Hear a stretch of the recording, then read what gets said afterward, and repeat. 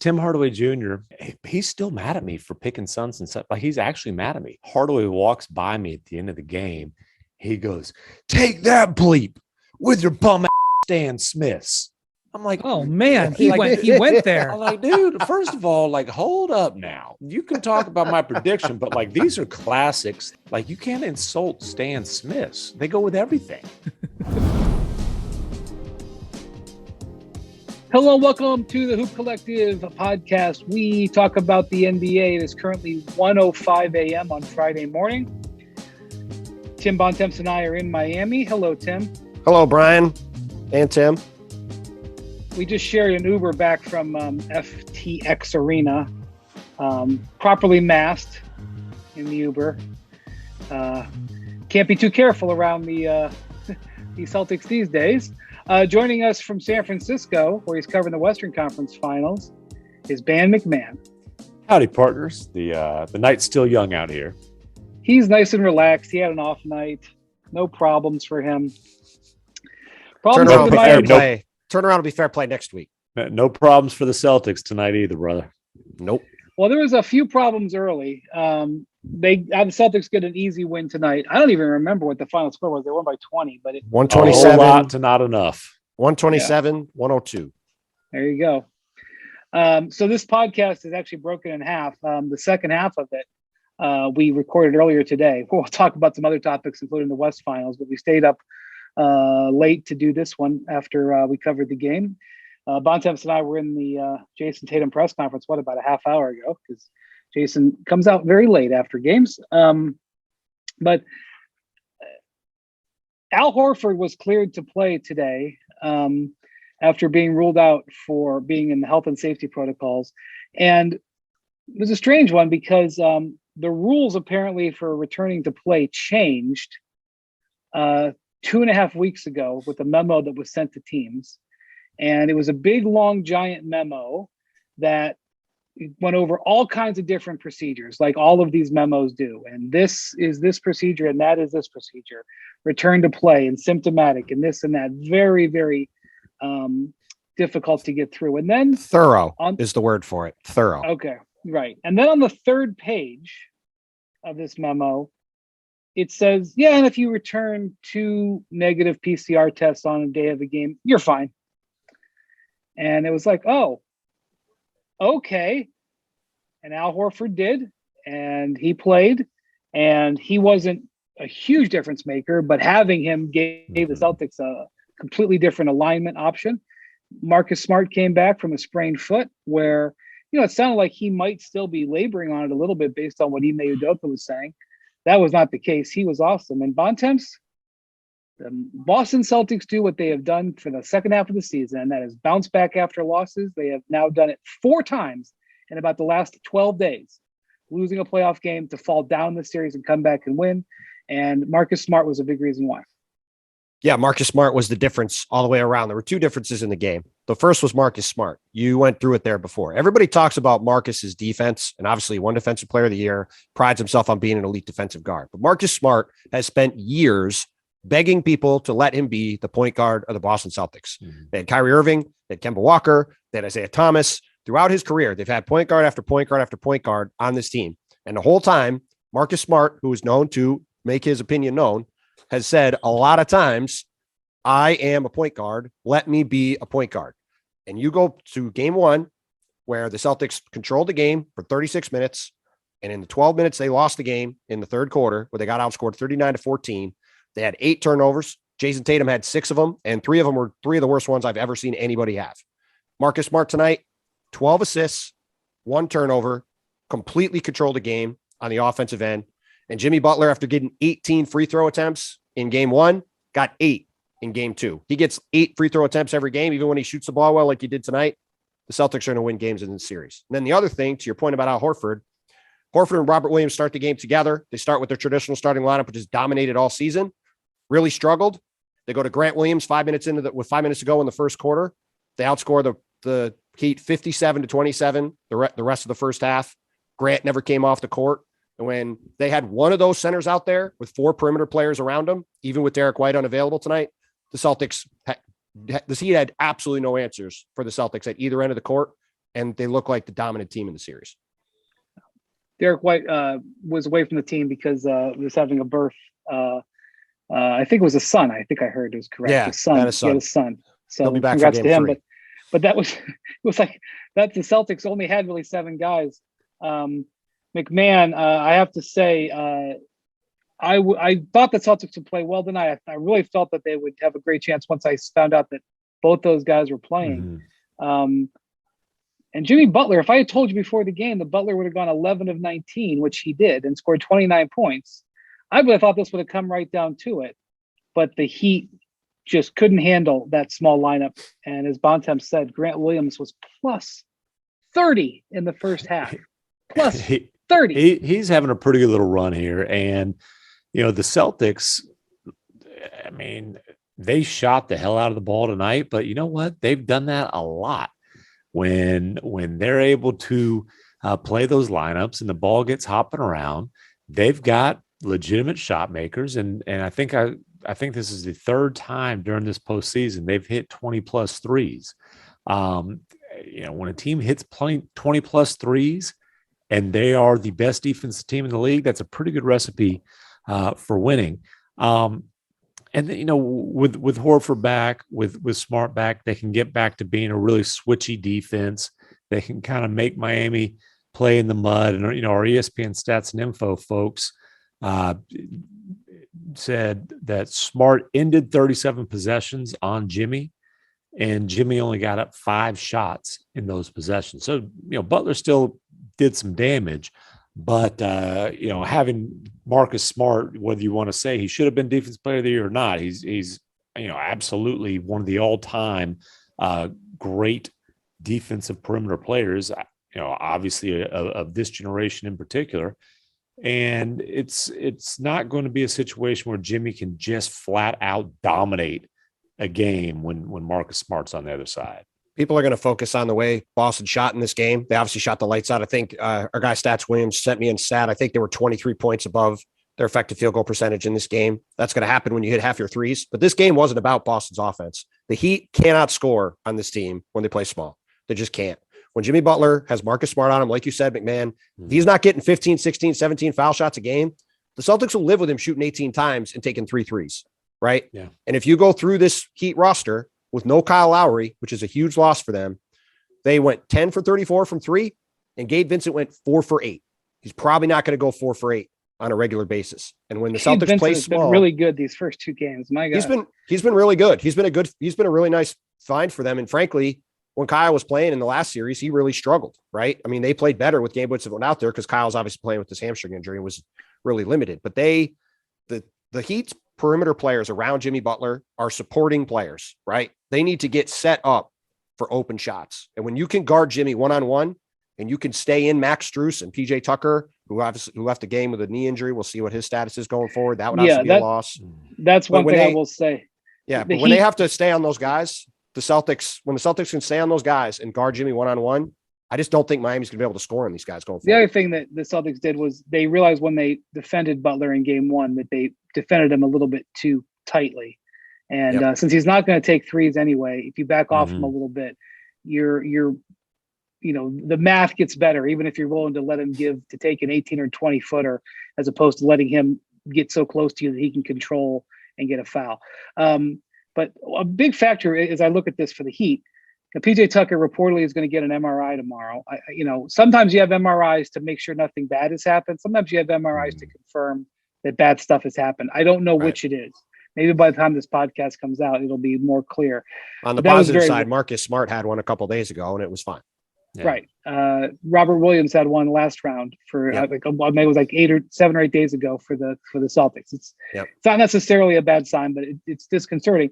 And Kyle Lowry doesn't look like he's anywhere close. I mean, I shouldn't say like anywhere close, but I don't think game 3 is in the offing. Maybe I'm wrong, but based on seeing him work out a little bit and what they're saying he's doing, I don't think he's close. So these are the 2 big guys they brought in. I guess Oladipo kind of qualifies for that. But Oladipo is really a role player. I mean, PJ Tucker and Kyle Lowry are core players. And part of what you have Kyle Lowry for is to create a half-court offense, like you're talking about, Bontemps, that they're having trouble creating. Listen, that's though, really you're worrisome. talking about PJ Tucker's MRI. What about Bam Adebayo's MIA?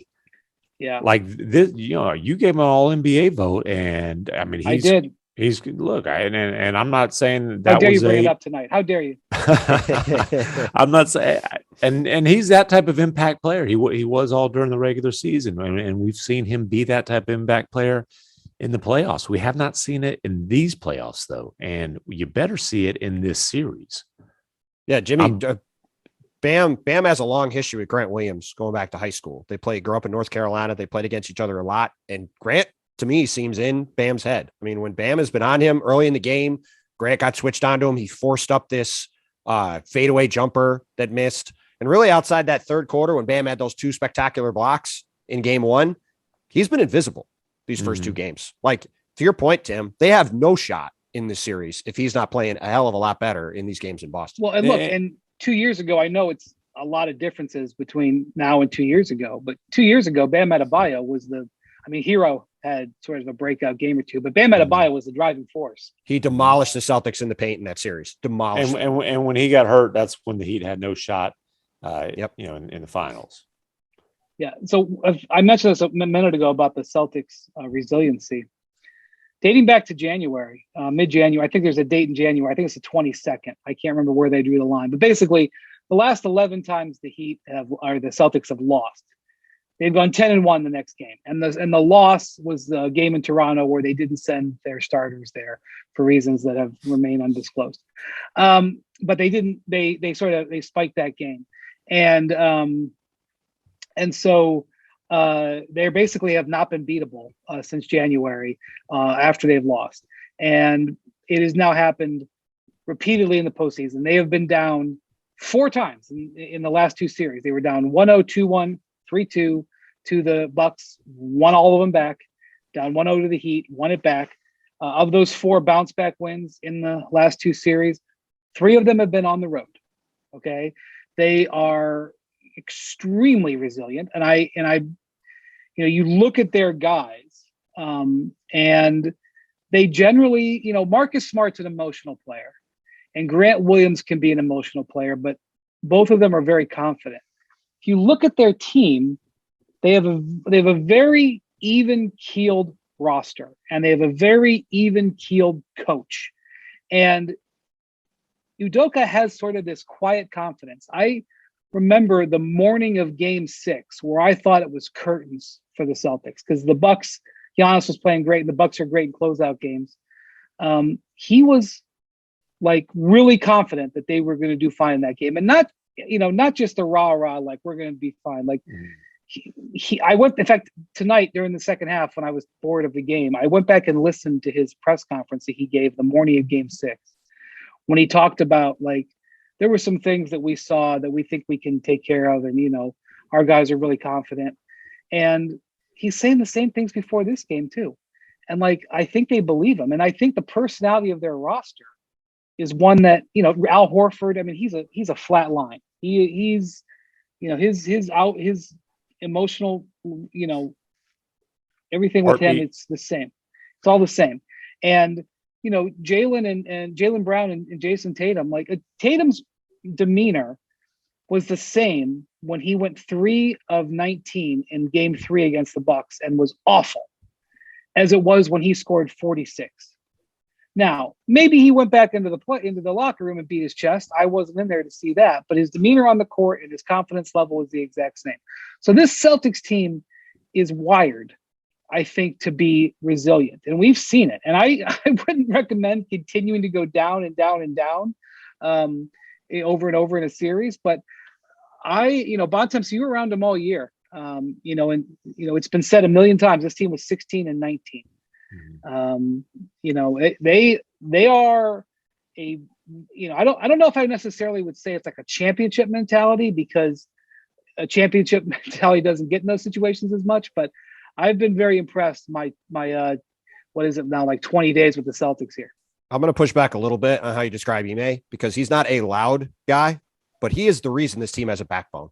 And that's not a criticism of Brad Stevens as a coach. He's a great coach, but this team last year was a flatline team across the board.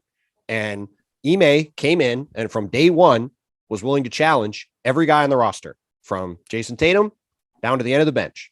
And he would come into press conferences and he would say, these guys weren't good enough. They didn't do what we need to do. They have to be better. There were a lot of people saying to me, media people, all sorts of people, this guy's going to be a one and done coach. He's going to get fired. What is he doing? Why is he yelling at these players? And he believed that he had a plan to get this team where he wanted to go. I didn't see it. Most other people watching the team didn't see it. I don't think the Celtics necessarily saw it. But you go back to late January when this team started to turn it around. They jettisoned Dennis Schroeder. Well, by the way, Peyton Pritchard is just a far better player than Dennis Schroeder. Boy, is that just a true statement. He's a far better player and a far better fit. Peyton Pritchard has hit 6 threes in these 2 games. He is adequate defensively. He's a really solid role player, and he doesn't depending on the matchup. By the way, well, if he's playing Jimmy Butler, that's not going to go well. Peyton Pritchard got eaten up because of just how many minutes he had to play in game 1. Peyton Pritchard was plus 39 in game 2. He was great. He was great. And they get rid of Josh Richardson. They get rid of Dennis Schroeder. They bring in Derek White. They bring in Peyton Pritchard to play, and they give Grant Williams more minutes. And that group, since those 8 guys have been together, this team has been the best team in the league, not just by a little bit, but by a country mile. They have dominated the league since then. Best in the East by a country mile. No, they were the best team in the league, Tim. The final, they were miles ahead in point differential over their final 35 games. Everybody. But I was going to say, and we've talked about this before. They are just so similar. Udoka, Jason Kidd, slow start, doubts about the hire early on. Some trades that weren't necessarily, in the Mavericks sense, it was a splashy trade in the other sense that people, they gave up on KP as a co-star, back to square one. But, trades that were not splashy in terms of the addition, but about getting better fits and then just getting a full buy-in. And again, I even think the demeanor of Kidd and Udoka, and obviously, their backgrounds are different, but I just see so many similarities between those coaches, the phenomenal jobs that they've done this year, and those 2 teams right back, right to the point of being able to bounce back. The Mavs PR staff gave me a crazy stat today.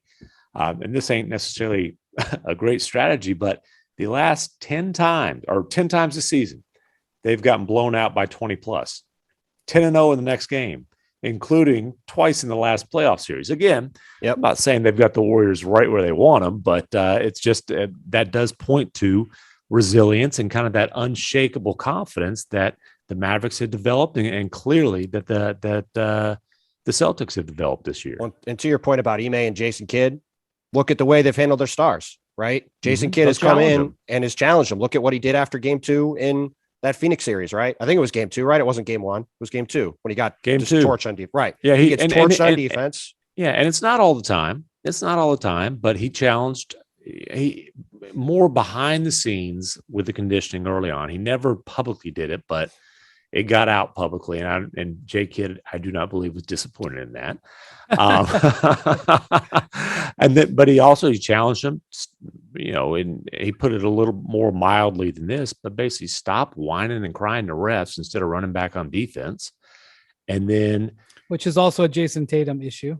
Yeah. And then he challenged him, and he has, the participating defense thing. It got a lot of attention when he said it before game 3 of the Sun series because of the stage, but that participate has kind of been a buzzword with Luka all year. The challenge for him to look, you're not going to be a defensive stopper, but you got to participate on that end. Whereas Tatum is legitimately an awesome defensive player, but as you're pointing out, Bontemps, like, hey, if you can challenge your superstars and you can do it in film sessions and then pick your spots to do it publicly, you damn sure can challenge everybody else on that roster. And when you get the buy-in from them and they recognize, hey, this dude's not doing it for show, he's doing it because he's pushing me to be a championship level player. It's an impressive thing, and it makes you feel like with both of those teams, like, dude, whether they are able to get to the finals this year or not, like, I think both those teams with those young, not just superstars, young MVP candidates, could have some pretty serious staying power. When you talk about that transition from the film room to the media session or whatever. I've talked to Ime about that. And, I said to him after I did an interview with him for the story I wrote a couple weeks ago on their turnaround, I said, look, you've been pretty consistent all year in the way you've come in and just said what you were going to say. And as a media person, I appreciate it. And he said to me, look, anything I've said to you guys, I said to those guys to their faces. So when everybody was freaking out about what was being said, it wasn't like they were surprised. They knew exactly what was coming because I said it to them already. And that, to your point, that consistency and message across the board, that was, it's to go back to the Spurs thing. It was kind of the pound in the rock thing. Right. And I certainly didn't see the rock breaking for a lot of the season. I thought this team was headed to maybe not making the play-in tournament for a while. And they have had an absolutely probably the craziest turnaround I've ever seen. And they, to me, are the team to beat the rest of the way here. Well, and even by Udoka. Even by pounding the rock standards, this is remarkable. Remarkable. Yeah. It's unbelievable. But look, I mean, remember when Marcus Smart called out Tatum, called out Brown? I forgot who they lost to early in the season. Basically, they had a fourth quarter against the Chicago Bulls where I think they made 2 shots. And, I even joked with Ime about that when I did that story. He said, look, Marcus came in and yelled at those guys. And the truth was they blitzed Jason every time and he threw the ball to somebody else. But so it wasn't actually even true that he was, not passing the ball in that game. But again, these guys have been together for years now. Marcus Smart, Jason Tatum, Jaylen Brown. They're not old, but they're old NBA players in terms of experience. They've been in the conference finals, been in the conference finals several times, been in deep playoff runs several times. They're comfortable in these situations and they have supreme confidence now. And like you guys, like you said, Brian, you've seen over the past few months, this team just has had a different energy about it. And it's allowed them to persevere in all these situations, down 3-2 to the Bucks, bouncing back every time Giannis would give them a haymaker. After game 1, without their guys playing, they bounce back and play well today. It's been crazy to see how much they've been able to turn things around. I will say though, you mentioned Bontemps about how it was a good shooting night. Let me tell you how good of a shooting night it was, just historically. Stats Williams with this one. The Celtics shot 50% from the field, 50% on 3-pointers, and 90% on free throws. Okay. 50, 90, not even the old 50, 40, 90, which considered the golden triangle. It was the first time they'd done that in a playoff game since 1987. 1987. That's and that 50 from 3 was probably like 1 or 2. Yeah. Oh, you're not far off. Tonight they had 43 pointers in 1987. You haven't seen this, MacMahon. You want to guess how many they took with Bird and McHale and Parrish? I'm guessing it's single digits. I'm going to guess 4. Yeah. 6. Right. So I mean, it's just like it's so funny. It is so funny. Like when you watch those great Celtics teams from the 80s, those great Lakers teams from the 80s, these teams that were awesome offensive teams. And guys were spotted up at 18 feet. And you just want the game is just, it's amazing how much the game is so much different. So it was and I mean, if you're the Heat, you're saying, well, they're not shooting like that again. And if you're the Celtics, you're saying, you want to bet we've done it. We might want to check the tape again of the last series. Here's what I'm saying. The Celtics have lost 1 quarter through 2 games, and they have been by far the better team. And to me, I don't see how the Heat come back in this series unless something pretty dramatic changes, whether that's an injury, whether that's Kyle coming back, because I just think it's the Celtics do the same things the Heat do. They just do them better. And I just don't see, again, how these Heat perimeter players, Max Strus, Oladipo, Tyler Herro, has struggled all year against the Celtics. It's a terrible matchup for him. This is Wendy's podcast. You can't be talking like that. Well, it's just a hard. My it's a hard comments series about Tyler Miami. Herro have come true. That's all I have to say. I'm just surprised Wendy has sleeves on tonight. Hey, I guarantee like this: if the Heat would have won, he'd be sleeveless.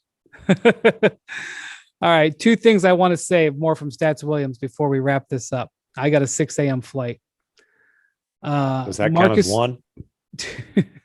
Marcus Smart, 2 Marcus Smart stats to illustrate how excellent he was. First Celtics player with 20 points, 10 assists, and 3 steals in a playoff game since Larry Bird. I saw this. I'm not going to say it. Well, hell.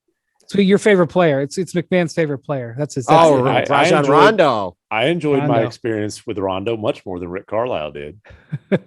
Rondo in 2012, and then Bontemps mentioned that Smart had 12 assists tonight, 12-1 assist to turnover ratio.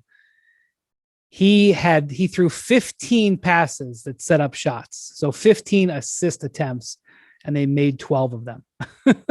And six of the assists were for threes. I do think it's funny. Like people, they were 12. Like, okay, so he set them up, but that's still that to me is much more of a shot making stat than a passing stat. That's true. It's just more to illustrate the way it is. I mean, Jason Tatum was 4 of 6 on contested 3-pointers because, there are just some game, Tatum shoots a lot of contested shots. When Tatum gets cooking, forget it. Like, I agree. He's so good because he can like, he's like Harden back in the day, except he's 6'8" in the sense that he can move any direction with his step back, side to side, get those threes off. And when he's in a groove, he feels taller than 6'8" to me. Well, I mean, he's big. And the other thing too is, like, I know Tatum shot 4 for 6 on contested threes, but to me, there's different kinds of contested threes. And a lot of these shots for the Heat in this game or for the Celtics were catch and shoot shots where there was like a guy coming at them, but they had time to set and gather and shoot the ball. And like, it's not like these were impossible fall away, like crazy shots. Like they were getting rhythm jumpers the whole game and just working their offense. And they're contested by guys who can't get up, okay, cool. I don't know, name a Heat player. They're not getting up. They're not getting up and blocking Tatum's shot. No. Or Jalen contested, but it's not like he sees them. Jimmy Butler did get up and block Tatum's shot in game 1, but it was Jimmy's an exception to a lot of rules. That's true. Ask Spoelstra. Yeah. And he deserves a ton of credit too. Like, look, a couple years ago, you look at where James Harden was, you look at where Jimmy Butler was, you would not have guessed where they're at right now. And Jimmy, however the series goes, Jimmy deserves an immense amount of credit for the way he's worked on his body and maximize every ounce of what he can give. Because he has been maybe the best player in the playoffs, short of Giannis in these playoffs. He's been unbelievable. And he's the only reason I think that he'd have a chance to make this a competitive series. Yeah, they're going to need Jimmy Butler. I mean, Jimmy Butler was excellent in game 2. I don't know if they can afford excellent. No, he has to dominate. We saw that. Yeah. Especially with Lowry, not a factor. I don't know if such a killer for Miami. It's just such a killer thing. He would unlock a lot of the stuff that they're not able to do. And they're showing him on TV a lot on the bench, and you can see it in his face. You can see it in his face. So Kyle's been through a lot of playoffs. He came to Miami to play in these games, right? And, he can't. Stinks. He's had a tough year. He's had a tough season on a lot of fronts. So, yeah. All right, here comes the second half of the podcast. Smooth, baby. Smooth transition, baby.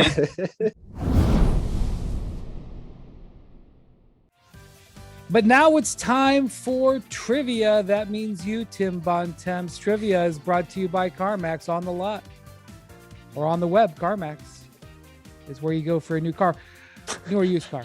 Hey, Bontemps, what do you got? So in doing a story this week on to lead into the Eastern Conference Finals, on the many times the Heat and Celtics have played over the years and have been staples in the conference finals.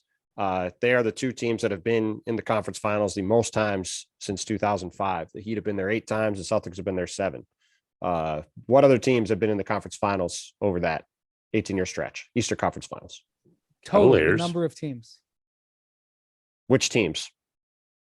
You could guess the total, but I figured to just go through the teams. Wait a minute. The number of teams, the years, we have to guess the years too? I was just having you guess the teams. If you want to also guess the years too, you can. So from 2005 through 2022, the Eastern Conference finalists. Yep. All right. Detroit Pistons. So you said Boston Celtics and Miami Heat, obviously. Yeah. Yep. Cleveland Cavaliers. The Detroit Pistons made it in 5, 6, and 7. The Cavs made it, I believe, 5 different times. 6, actually. Orlando Magic 6 different made it. Times. That's right. The Orlando Magic. Easily forgotten, but. Yep. The Magic made it twice, actually. Yep. In 2009 and 10. Right. Let's see. The Raptors won it. Yes. The Raptors made it several times. Obviously the Bucks. Twice. Bucks have made it twice.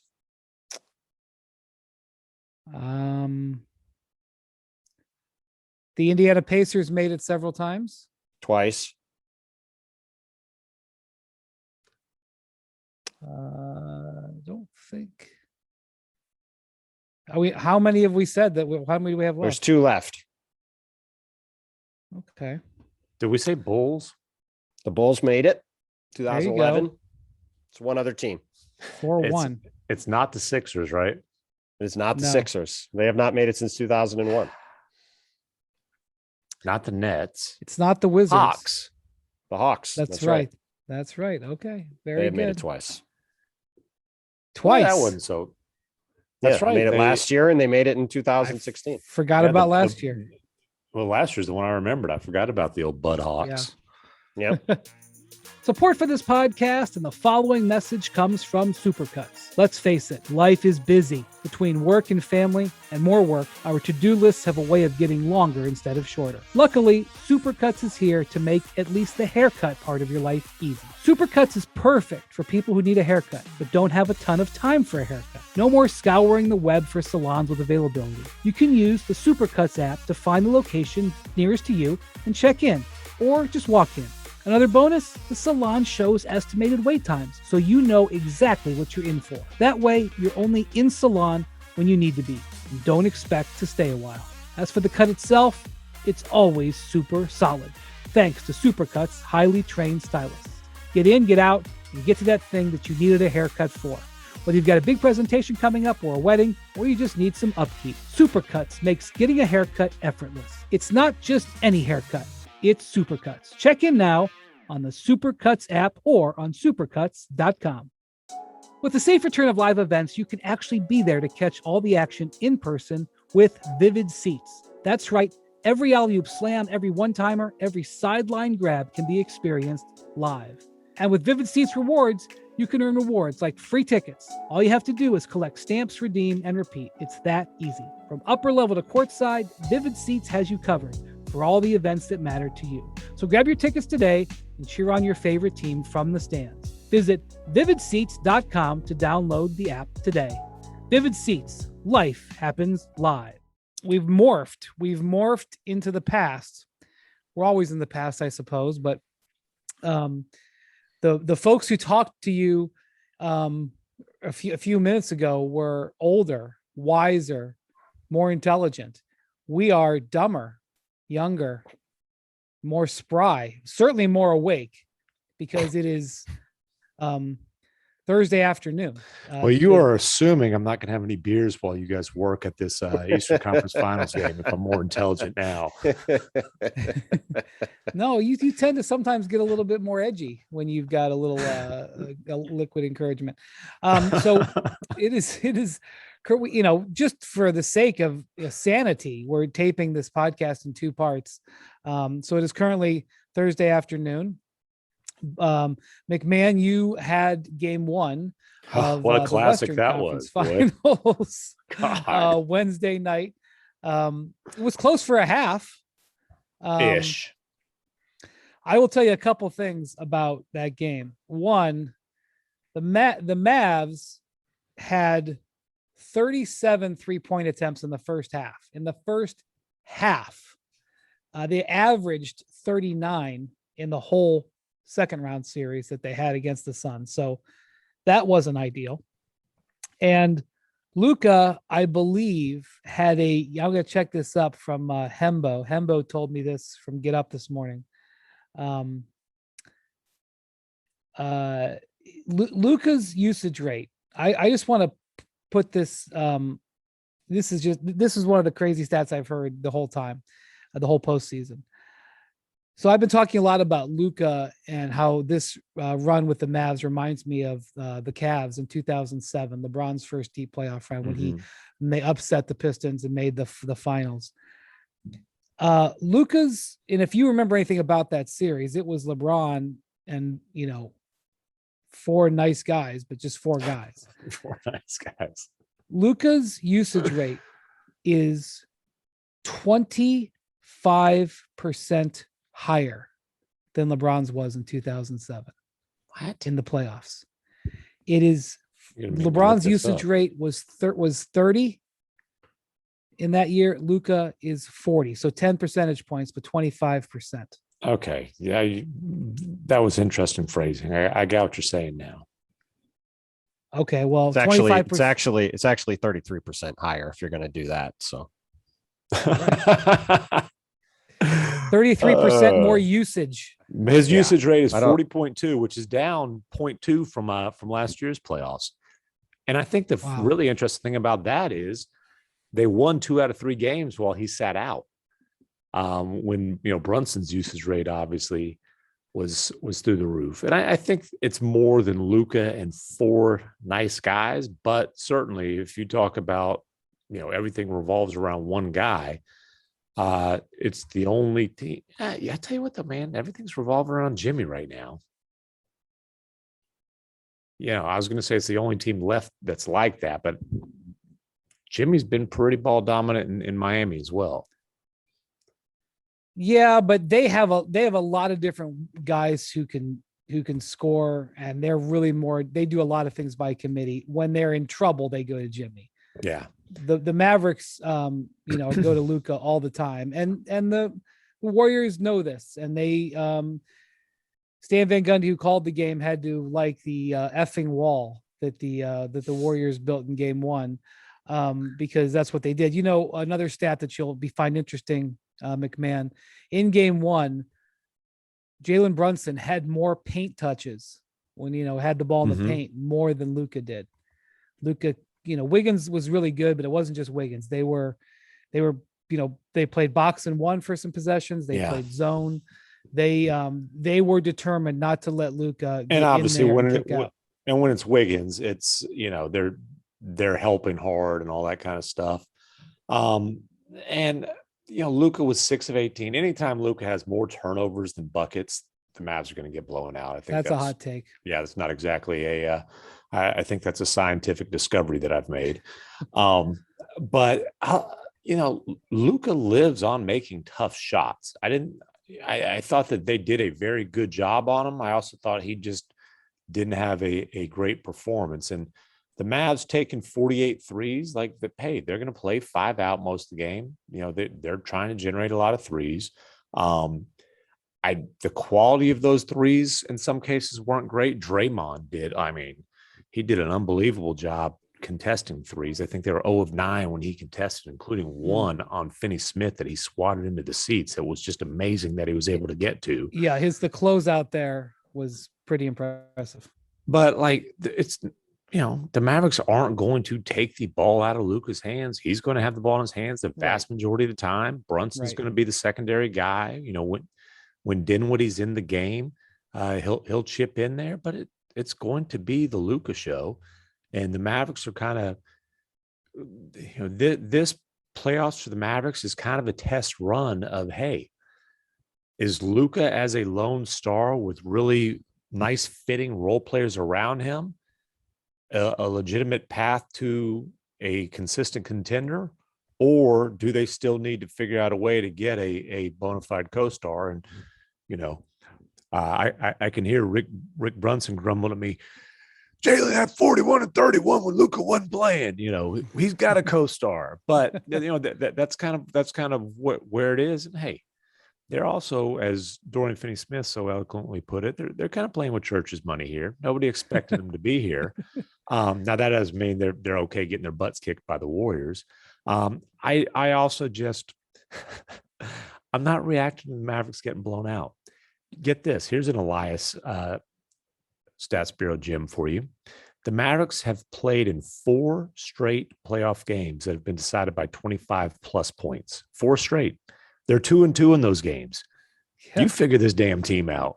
so let me ask you this: after now, of course, game 2 will have happened, and this could be embarrassing later on.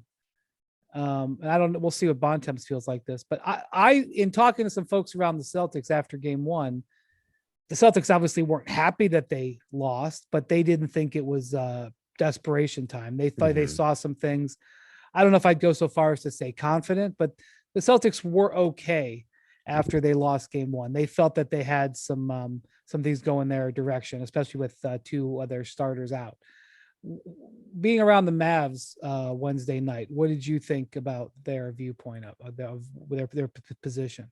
I mean, to sum it up in fancy terms, they felt like they played like crap. The Warriors played well. They got their butts kicked, and it's one game. They lost game 1 to the Jazz. They lost 1 and 2 to the Suns. They're not like just. Did Luka at any time say everybody talks when they're ahead? Did he everybody tough when they're up? Everybody's tough when they're up. Yeah. Luka did say the scratch on his face from Wiggins' fingernail was fine. He said it makes him look tough.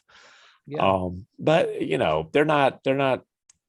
They realize, hey, we've got to figure some things out. We've got to adjust. I also think they've got an extreme level of confidence, not just in themselves, but in the coaching staff, in Jason Kidd, and in Sean Sweeney, their defensive coordinator, who, again, let's go back to the Sun series.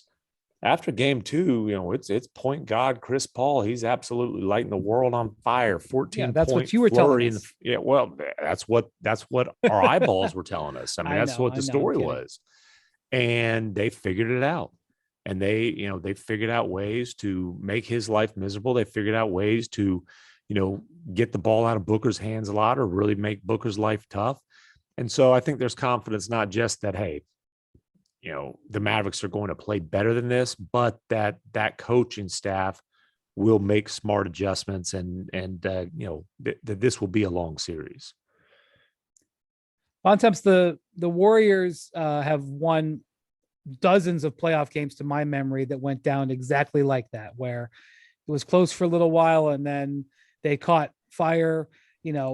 Clay, I don't know how many times Clay has scored 0 points in a half, but I've certainly seen games where Clay hasn't played well in a half and then has been on fire in a half. Yep.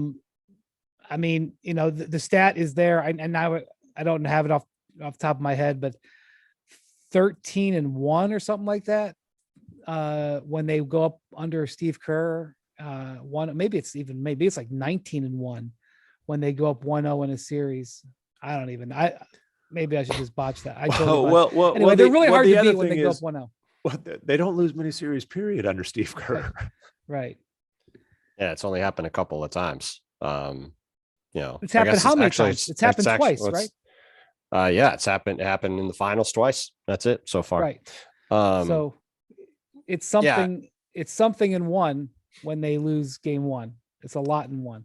Yeah, I mean, listen, I think you can boil this game down in a couple of ways, right? One is, like you said, the Mavs are 11 for 48 from 3, missed a ton of uncontested looks early on, missed a ton of shots, period, early on. Yeah. By the way, if you're a Suns fan, you had to see the Mavs missing all of those open threes and just get sick to your stomach. Yeah. Because they didn't miss a lot of open threes against the Suns. So I'm sorry. Go ahead, Bontemps. No, I mean, you're 100% right. And look, I think if you look at sort of how this game played out, right? The Warriors got a really good Andrew Wiggins game. They were able to hit some shots, not a ton of shots. They obviously were incredible from 2-point range in this game. But they still didn't get an amazing Steph performance. Like overall, I think generally, I think both teams come away from it probably feeling okay. Like, I think to your point, sort of like Boston from game 1, I would agree with you, Brian. I think that the Celtics felt pretty good about how things went in game 1. They won 3 of the 4 quarters overall. They felt pretty good going into game 2. We'll see how that goes. But we could be setting ourselves up for embarrassment depending on how the first half of this pod went. Right. Nothing well, we could be. Bontemps. But one of us picked Dallas to win against Phoenix. Really? Because I looked at the ESPN official predictions and it was 29. By the way, can you clarify your thought process on this, Bontemps? Several people have been asking me about why you won't pick on the ESPN predictions. No, I did. I picked on the ESPN predictions for the conference finals. I didn't for the conference semifinals because I was thinking about my choice, and our editor, Jim Merritt, was asking for it like 3 days ahead of time. So I waited and I thought about it, and then I made my pick before the series started. So your picks were in our grid for the conference finals. Yeah. Okay. I picked Mavs in 6 and Celtics in 6. And by the way, I ended up being right. as I have explained to several Mavericks who were just all up in my bleep about this, I changed my prediction at halftime. So I was right. Okay. Dude, Tim Hardaway Jr., he's fully like, this guy is fully emotionally invested. By the way, there's people who do that all the time without irony. So I'm not mad at you. No, but get this, Tim Hardaway Jr., and he's all in, like he's right there with Theo Pinson, assistant coach, hype man, all that kind of stuff. And he's still mad at me for picking Suns and stuff. Like he's actually mad at me. So I'm doing the little Sports Center interview on the court, waiting for Brunson to do that. Hardaway walks by me at the end of the game. He goes, "Take that bleep with your bum ass Stan Smiths." I'm like, oh man, he went there. I'm like, dude, first of all, like, hold up now. You can talk about my prediction, but like these are classics that like you can't insult Stan Smiths. They go with everything. So That's and amazing. I tried to like discuss with him a couple of days ago, and he had some choice words for me, and I was rather offended. And I was wearing Nikes at the time, and he still wouldn't talk to me. By the way, I found your stat: 19-1 series record when they win game one under Kerr. I think I fumbled around that, and I think I might have said that at one point. And by the way, they're 21-2 in game ones under Kerr. So yeah, it's also pretty good. But yeah, look, I think the to sum things up, I think you come out of game one, both teams feel okay. I think to your point, McMahon, Dallas certainly is going to feel like they can come back and get game two and make this a series. And Golden State didn't play great and won comfortably. So like in the other series, you walk out of game one and both sides feel like they're in pretty good shape, despite the fact it was a lopsided score at the end. McMahon, why did the Mavericks I'm a little bit behind. Why did the Mavericks get fined twice for their bench? It's funny. I wrote a story on like their bench is rowdy, but it's like Theo Pinson, Jay Kidd has jokingly called him the team's MVP, but he actually has been, and this is Theo Pinson, who's on a two-way contract, I forget the exact number of minutes he played during the season, but it wasn't a lot. Obviously, he's ineligible for the playoffs, but as Spencer Dinwiddie, who played with him in Brooklyn as well, said, Theo Pinson is the best hype man in the NBA. And Hardaway's like right there next to him. Hardaway's kind of like said, okay, hey, I can't play either. Like I'm going to be part of this. And those dudes are on their feet the entire game. They're stepping all over the court. In the points of emphasis video that the NBA sent out, where they hit all the different little points of emphasis, the bench decorum part is a clip of the Mavericks celebrating a Reggie Bullock block shot against the Lakers, where they're all up on the floor. And so they've just been all up on the floor, for really, they could do it every game, but game two against the Suns, they got fined. That's when they got their butts kicked. Game 7, they got fined again. And yeah, they're all over the floor. When they're up, they're talking. They're like Theo Pinson is up next to Jay Kidd near half court a lot of times. Sean Sweeney's running all over the place like a, little mad leprechaun. Screaming out defensive instructions and calls and, whatever. But like this team, their vibe the last few years was bad. It was not a fun team. And I'm telling you, it's Jay Kidd has had a lot to do with this and just kind of that breath of fresh air and his approach. And when Theo Pinson, they signed on a 10-day hardship deal during a COVID outbreak, he signed 2 of those. And they're like, dude, this guy really like is an infectious personality. We've got to keep him around. And he's, because of Theo, he's cost Cuban $75,000 during his playoffs, but Cuban's happy to pay it. But it's funny though, because like, you go back to when Luka signed the Supermax, and if you remember, that press conference was in Slovenia, right after the national team's Olympics run, and they basically asked him like, "What do you think the Mavericks need?" And he said, "Man, we've got such like this good chemistry and this good, he didn't say vibe, but that sort of a thing with the Slovenian national team, and that impacts winning. We need that in Dallas, and they've got it. So it's expensive, but it's worth it." Back in when the Celtics, the big three got together, this would happen with the Celtics. They would go down the baseline and Eddie House, and I believe Eddie House's son, who was always on the Eddie House would be like down on the block helping KG guard on the block.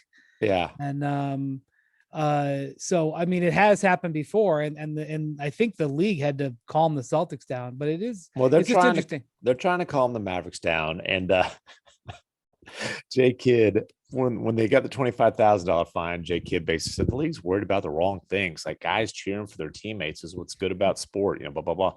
Last night he goes,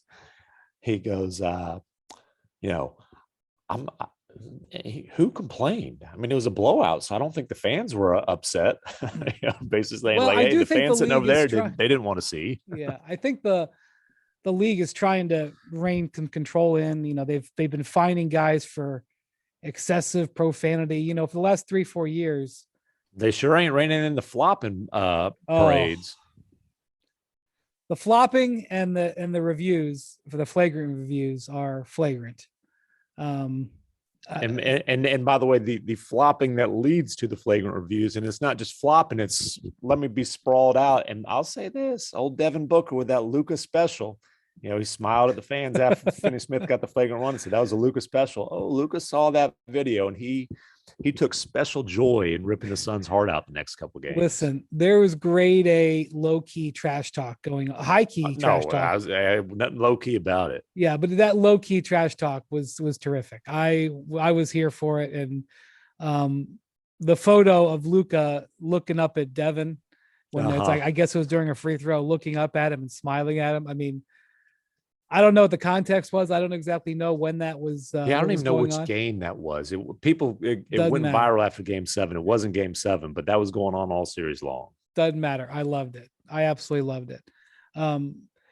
So the Warriors are appropriately favored in this series. Yeah. They're supposed to win, but I would just say Bontemps Luka has shown, if you want to count the Warriors ahead or you want to count the Mavericks out, go ahead. I'm and even if they get down 2-0, do I think that the Mavericks will probably beat the Warriors 4 out of 5? No, I don't. I think they can beat the Suns 4 out of 5. So keep, whatever you want to say about the Mavericks chances, just keep going. I'm not ruling it out. Yeah, I mean, listen, I picked them to win the series, so I'm not going to rule them out after one game. And certainly, look, I think, to your point, the series is going to come down to, if it goes the way I predicted it would, it'll be because Luka's the best player, right? Mm-hmm. And in Game 1, he was not the best player. So in Game 2, if he's the best player on the court, they got a chance to get this thing 1-1 going back to Dallas. If he has a similar game, if they're able to continue having success pressuring him full court with Andrew Wiggins like they did in Game 1, if they can continue to wear him down, if Dallas doesn't hit shots, it's probably going to be 2-0 Golden State. Like, that's sort of the way these playoffs have gone. Like while these other guys have stepped up and made plays at times, Spencer Dinwiddie had a great Game 7. Jalen Brunson's been great throughout the playoffs. Luka's the guy who obviously is going to set the tone, and he's got to outplay Steph and be the best player. Well, the best player in Game 1 was. That sound has to make you smile. It's the sound of another sale on Shopify, the all-in-one commerce platform to start, run, and grow your business. Shopify gives entrepreneurs the resources once reserved for big business, so upstarts, startups, and established businesses alike can sell everywhere, synchronize online and in-person sales, and effortlessly stay informed. Scaling your business is a journey of endless possibility. Shopify has the tools and resources that make it easy for any business to succeed, from down the street to around the globe. Reach customers online and across social networks with an ever-growing suite of channel integrations and apps, including Facebook, Instagram, TikTok, Pinterest, and more. Synchronize your online and in-person sales. Gain insights as you grow with detailed reporting, conversion rates, profit margins, and beyond. More than a store, Shopify grows with you. This is Possibility, powered by Shopify. So go to shopify.com/hoop, all lowercase, for a free 14-day trial and get full access to Shopify's entire suite of features. Grow your business with Shopify today. Go to shopify.com/hoop right now. Shopify.com/hoop. Starting your own small business can be a total roller coaster. Between all the ups and downs, twists and turns, highs and lows, comes the actual business side of your business, which can really throw you for a loop. Luckily, with QuickBooks, you can get paid, run payroll, and know where your business stands from the start. So no matter how bumpy the ride gets, you can always stay on track. New business? No problem. Success starts with Intuit QuickBooks. Learn more at QuickBooks.com. QuickBooks Payroll, QuickBooks Payments, and QuickBooks Online Account required. All-star starter, Andrew Wiggins. Hey, he played Luka even in scoring. It was 20-19. No, he was great defensively and efficient offensively, and he ate Luka's lunch on both ends. But Luka's got a pretty healthy appetite. I think he'll bounce back. Bontemps, do you think that the Warriors will extend Andrew Wiggins in the summer? Oh, that's a great question. Keeping in mind that Jordan Poole is now extension eligible. Steph is on a super max. Clay is on a max. Draymond's on $100 million deal. Yeah. They're facing just repeater tax hell. I know they make a lot of money, but they're looking at paying, the it's tax a great bill. question. I think the contract decisions on both he and Poole are going to be very interesting this summer. Like, to me, I think Jordan Poole is a lot like Tyler Herro, and there's going to be a lot of clamoring to pay both those guys a whole lot of money. And I'd be very nervous to pay both of them a whole lot of money, because while they're very talented scorers, they've got pretty big flaws. And I think both of them are currently in the roles that best suit them, which is coming off the bench and getting buckets. And to me, there's a ceiling on how much you want to pay those guys. And I think the combination of how much, if they can get an extension with Poole done, how much can they get it done for? I think that will help inform what they do with Wiggins. Because to your point, you look at this roster, they don't really have a lot of guys that can do the stuff that Andrew Wiggins can do for them.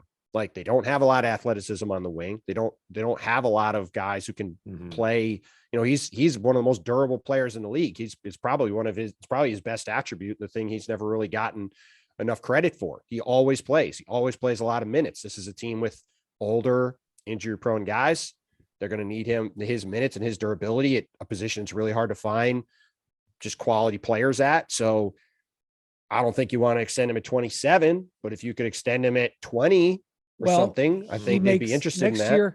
Next year is the last year of his contract, and he makes 33.6. Yeah. I mean, obviously he will be in his prime. And I'm just telling you, historically, asking players who are effective players, and in this case, an all-star. The validity it's true. I mean, I didn't even think about him being an all-star starter. That's true. I mean, look at the guy they traded him for, D'Angelo Russell. I mean, that guy was absolutely not worth a max contract. We talked about that at the time. He got a max contract because he made an all-star game. I'm just saying, are you going to go to Andrew Wiggins and say, Andrew, we think you've done a great job for us. We would love to have you remain with us and be a part of us trying to win championships. We would like to offer you an $8 million pay cut as you are 27 years old in your prime. Well, yeah. And I just said 20, that would be a $14 million pay cut. So I mean, look, if you got to choose between him and Jordan Poole, as crazy it'll probably sound to Warriors fans, I might be choosing Wiggins too. So like that is going to be a fascinating question this summer. Yeah, that's a longer topic. By the way, Tyler Herro, after game one, we'll know. I mean, it's now going to be 2 games, a whole game old, but he came to the press conference. You've probably seen the video in a sleeveless matched shirt and top, which generated a lot of reaction. You got to have some confidence to pull that look off. Here's what you don't even know. Well, he's definitely got that. It was backless. Oh, God. What was it, like a hospital gown that was tie-dyed or something? I mean, it had like a strap around the neck and a strap around the waist, but his back was exposed like a prom dress, wedding dress, backless. And I don't even want to, like, how much did that cost? Oh, it probably cost an obscene amount of money. Too much. The answer is too much. You can, there's a thing on YouTube. I wish I could give it proper credit, like whose it is, but you can find it, where Tyler Herro, it was his rookie contract, or they're talking about how he spent his first $1 million, and he was sitting at a table with the actual $1 million in US currency on the table in front of him. Okay. And he started talking about what he spent his money on. He's like, yeah, I spent, $50,000, $125,000 on a whip. And he pulled off 125,000, chunk. And I spent, 20,000 on this, and I spent blah, blah, blah. And then he's like, yeah, and I spent, I don't know, I'm going to get the numbers wrong because I'm off the top of my head, but he started talking about some store that he likes that I've never heard of. It's probably super popular.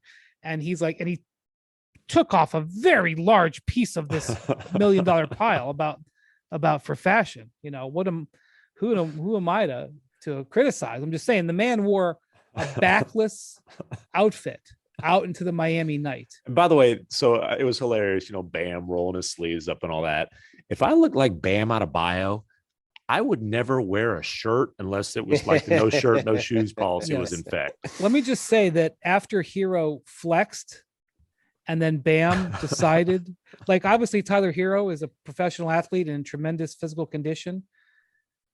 He looked like an absolute wimp. He looked like a runt when Bam flexed his arm. I mean, obviously I'm aware that Bam is muscular, but when he actually flexed it, like right next to Tyler Herro, it was like, oh my God. It was very intimidating. I'm going to tell you right now. Let's put it this way. I was more intimidated by the Bam flex than I was by the Tyler Herro backless outfit. Meanwhile, Jimmy Butler came in at the end and he's wearing sweats and flip-flops. And, he's worth, $150 million. All right. Before we go, I don't know how fast this is going to happen, how this fast this decision is going to take place. We had some interesting news that came out. The initial report was from The Athletic that the Minnesota Timberwolves are trying to poach Tim Connolly, the president of the Nuggets, away to run the Wolves organization. This had been, I don't know, Bontemps, would you say it was an open secret in the league, or is that too? I mean, I don't know if open secret is exactly right, but it's not. It wasn't a surprise. Right. So I think the news part of it was that Connolly actually, there had been permission asked and that Connolly was legitimately considering it. But it had been sort of chattered about in league circles for the last, period of weeks about how Minnesota was going big game hunting to replace, really hire somebody over Sachin Gupta, who stepped in for Gerson Rosas. It's possible that Sachin will stay there if Connolly takes the job or not. But before we get into all that, just the concept that Tim Connolly, A, would consider leaving the Denver Nuggets, and then B, the possibility of the Denver Nuggets letting him leave. And I have no idea what's in the offer. I mean, there's some rumors out there about what's in the offer, but I don't want to get into that. And I'm not even sure that Denver would really be even in position to match. But, Denver obviously, Stan Kroenke, he was the owner of Kroenke Sports Enterprises, which owns the Nuggets. Josh Kroenke is the team's governor. He is the team's quote unquote owner, but it is really Stan Kroenke who would be heavily involved in decisions like this. He owns the LA Rams. He owns Arsenal. He owns, lacrosse teams, and he owns the Avalanche. He has a whole portfolio. He owns the stadium, and he owns the ball arena. He owns the new stadium, SoFi Stadium. Doesn't he own that TV channel that nobody can get? Yeah, he owns a TV channel, which is preventing his team from being. I mean, if you want to know how, I don't know if hard-headed is the right word, but if you want to know how unrelenting of a negotiator Stan Kroenke is, he's basically kept his team off the airwaves in Denver for 3 years or two plus seasons in a dispute, that nobody's won. Yeah, he's such a good negotiator that his team's a very good team with a 2-time MVP. Their TV ratings look like Bontemps' GPA. Great negotiating. Listen, we're talking about GPA ratings. Yours is a hell of a lot lower than mine. I don't even need to get into a debate about that. Oh, this is like a Nick Saban, Jimbo Fisher. This ain't a Nick Saban, Jimbo Fisher thing. McMahon likes to make jokes. There's one thing you can't make jokes about, which is GPA ratings. Oh, are you prepared to release your transcripts? I feel pretty good about winning this one. No. My daughters once found my transcripts. Not surprisingly, after my ex-wife found them. One of the classes that I failed was Asian politics. My ex-wife is Thai, so my daughters are half Thai. And as my older daughter said, no wonder you and mom got a divorce. Tim's daughters definitely have higher GPAs than their dad did. That's straight A's that for is them. definitely that is 100% true. But back to Kroenke, my point is like hard-headed. Yeah, I would say hard-headed to the point of, to where it hurts his team. And if you're going to be this hard-headed on this, I think it's another situation where okay, great, you're winning the negotiations. Are you? Not if it's hurting your team, you're not winning negotiations. Well, and remember, it was, I guess it was 10 years ago that Masai Ujiri left Denver and went to Toronto in a similar situation when, Toronto came in with a big offer and Denver said, that's fine, we'll let you go. And they, right after I think he had won executive of the year and George Karl had won coach of the year. I believe it was the same year. And then George Karl got fired and Tim Connolly came in to run the team then. He was Masai's number 2. He stepped into the number 1 job, has done a great job since then. So perhaps in this situation, Stan Kroenke will look at it and say, Stan and Josh Kroenke, I think Josh is the principal guy day to day in charge of Denver at this point. They may look at it and say, hey, we can do the same thing again. We'll promote up and we'll, promote Calvin Booth, who's their current number 2, I believe, up to the number 1 job and roll forward from there. But, to your point, MacMahon, it's like, just because it worked last time doesn't mean it's going to work again. And after all the work that Tim Connolly's done over the last 9-10 years, drafted Jamal Murray, drafted Nikola Jokic, putting this team together, which while they haven't been healthy the last couple of years, they're going to come back next year. In theory, they'll have their whole roster together. They got a chance, I think, to be a Western Conference finalist again, if not go farther. They certainly hope to anyway. It'd certainly be interesting timing if they decide that the guy who put that together isn't worth keeping around. Then again, the Kroenkes are saying, well, damn, we got to pay Porter this max contract. We can't afford you too now. Can you guys hear me okay? We can. Okay. Unfortunately. Sorry. So, yeah, I mean, I think, on one hand, you would say, well, we replaced Masai Ujiri with an excellent executive. Well, if Tim Connolly leaves, we'll just replace you. But, I'm more interested in, if you're Tim Connolly, to leave a team where he has a great relationship with the head coach. He has a great relationship with the owner. He and Josh Kroenke have a great relationship. I think he's on the, I shouldn't even think that. I think he's on the board of Kroenke Sports Enterprises. He also has a great relationship with his superstar center who has already agreed to sign a Supermax extension this summer and who he went to Serbia to celebrate the MVP with a few weeks ago. Right. I hadn't even gotten to that. He's got, how old is Jokic? 26? Yeah. And it's somewhere in his prime, 26, 27. And is ready to sign up probably with no opt-out. I don't know. Maybe I shouldn't assume that, but ready to like instantaneous, like, yeah, I'll extend, no problem. To go to an ownership that is unproven. Laurie and A-Rod Mark Laurie and Alex Rodriguez hadn't even closed on the team yet. They, to my knowledge, they only 25%. They got to like go through the thing, have no history.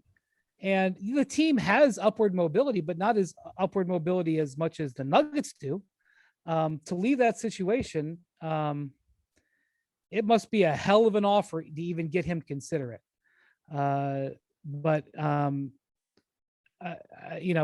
One thing that Mark Laurie, the new owner, really wanted is he wanted to find an executive that is proven that he could basically pluck from somewhere. And they did their research.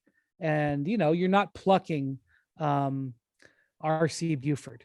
Many people have tried. You're not, probably not plucking Sam Presti, who's one of the most tenured and highest paid executives in the league and a long-term contract in Oklahoma City. You're not plucking Pat Riley. Okay. But his research found that you could maybe pluck Tim Connolly. And just like with the TV deal, you've got the Nuggets maybe not thinking long-term, or maybe they think too long-term, but I don't know. But it would be strange to me that situation is happening. And if Jokic was another player, like think of Giannis, if all of a sudden they were allowing like top talent to leave the organization, you think Giannis would have been so happy to re-sign? Like, I don't know, man. I mean, if I were Jokic and I believed in Tim Connolly, I would be like, look, Figure I'm not this signing out. until I know he's secured, because he's drafted terrifically.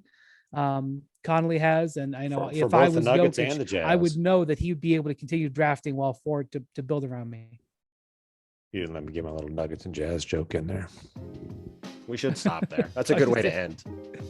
Should probably just end the podcast. Thank you for listening to Hoop Collective. We will reposition over the weekend and speak to you next week. Adios, amigos.